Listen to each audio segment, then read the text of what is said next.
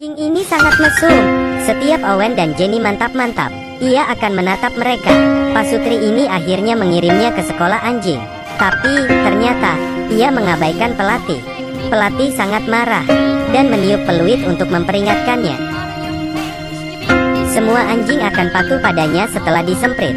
Tapi, tidak dengan Marley. Ia malah antusias, dan menerkam pelatih hingga jatuh, lalu mengawininya.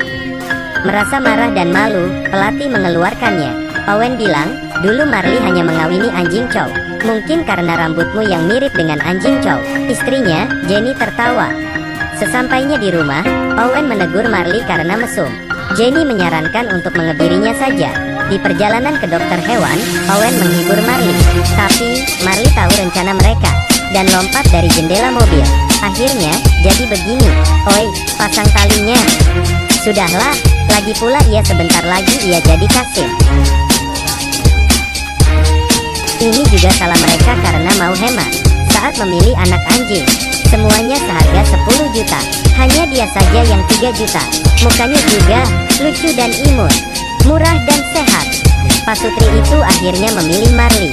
Mereka tak tahu, meskipun Marley adalah Labrador, tapi kelakuannya seperti husky. Marley juga sangat mesum. Setiap Jenny ganti baju, ia akan mencuri bajunya dan menggondolnya ke sana kemari. Setiap hari, kerjaan Pasutri ini hanya mengejar anjing. Sampai ia akhirnya dewasa, Marley juga mulai naksir anjing betina. Tapi, kehadiran Marley membawa hoki bagi keluarganya. Owen bekerja di kantor berita. Ia menulis kisahnya dan Marley di koran. Ia tak mengira masyarakat menyukainya. Bahkan, atasannya memujinya dan menaikkan gajinya 2 kali lipat. Marley punya banyak fans. Kebahagiaan datang bertubi-tubi. Jenny pun hamil. Owen memberi Jenny kalung emas untuk merayakannya. Tapi, dalam sekejap kalung itu hilang.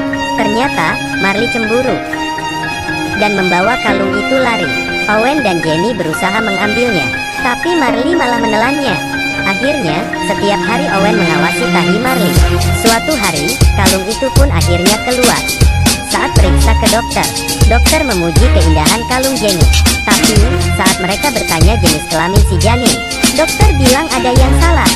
Ia memanggil atasannya. Ternyata, janinnya mati di dalam. Jenny sangat sedih. Marley akhirnya bisa diam, karena khawatir Jenny terus depresi. Owen membawanya liburan. Ia minta sepupunya mengurus Marley sementara. Sungguh sial nasib sepupunya. Ia tak tahu bagaimana memberi makan anjing. Marley makan dengan lahap, lalu berak terus-menerus. Kebunnya penuh dengan tahi anjing. Akhirnya, sepupunya bisa mandi. Tapi, Marley menggodanya seperti kesetanan. Sepupunya sangat stres. Saat Owen dan Jenny pulang, rumahnya tampak seperti kapal pecah. Sepupunya bilang, Marley bukan anjing, ia adalah iblis berbulu anjing. Lalu membanting pintu dan pergi. Setelah liburan, mood Jenny membaik. Beberapa bulan kemudian, ia hamil lagi. Perubahan Marley sangat tak disangka-sangka. Selama Jenny hamil, Marley ronda semalaman. Ia tak pernah meninggalkan kasur mereka. Tiba-tiba, Jenny tersentak kesakitan. Marley segera membangunkan Owen. Mereka segera pergi ke rumah sakit, dan meninggalkan Marley di rumah. Tak lama, bayi mereka lahir. Marley sangat antusias. Tapi, mereka takut Marley ceroboh dan menahannya. Saat Jenny menggendong bayinya, Marley mendadak diam. Ia takut melukai bayi. Bayinya tumbuh besar bersama Marley.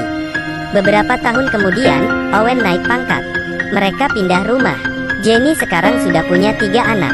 Tapi, karena depresi postpartum, Jenny jadi uring-uringan. Ia tak tahan dengan kenakalan Marley sekarang. Ia selalu mengeluh ke Owen. Sudah berjam-jam ia mencoba menidurkan anaknya. Tapi, Marley terus menggonggongi mobil yang lewat. Ia juga sering menabrak anaknya. Jenny memutuskan untuk menghibahkan Marley.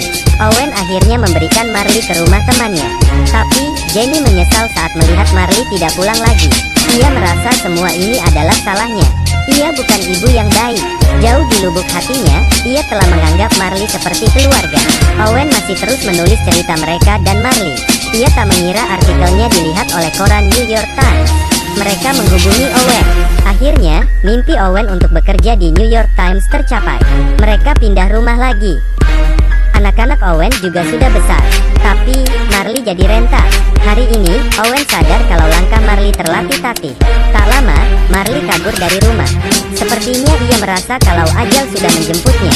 Jenny dan Owen mencari Marley semalaman, dan melihat Marley tiduran di bawah pohon. Dokter hewan bilang kalau Marley sudah uzur.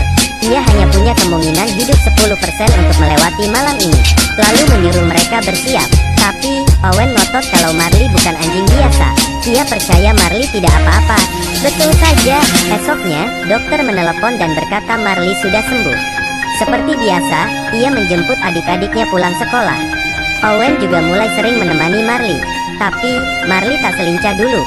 Ia tak bisa jalan jauh. Dulu, Marley selalu ingin tidur bersama Owen dan Jenny. Tapi, sekarang ia memilih tidur di lantai. Hari ini, ia tiduran di bawah pohon lagi. Melihat hal ini, Jenny segera meminta Owen pulang. Mereka tahu saat ini Marley akan benar-benar pergi. Anak-anaknya masih belum rela. Di mata anak-anaknya, Marley adalah seorang kakak. Di mata Jenny, Marley adalah anaknya. Owen membawanya ke dokter Hena lagi.